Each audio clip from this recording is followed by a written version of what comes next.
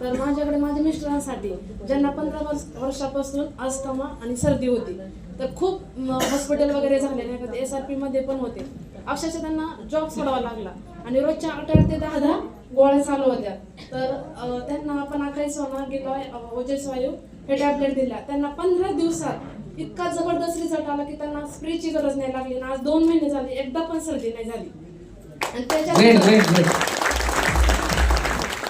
माझ्या मुलाला, म्हणजे आमच्या घरात अनुवंशिकताच आहे की अस्थमाची.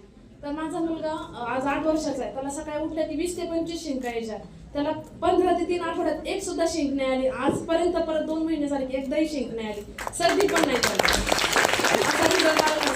आणि एक माझी आई, तर आईला 15 वर्षापासून कानाला त्रास होता की त्याचं पॉयझन मेंदूपर्यंत गेलं होतं. डॉक्टरनी गॅरंटीच दिली होती सोडून की हे पेशंट किती दिवस हे राहील म्हणून. तर अवघ्या 5व्या दिवशी त्याच्या कानातून पस यायचा बंद झाला.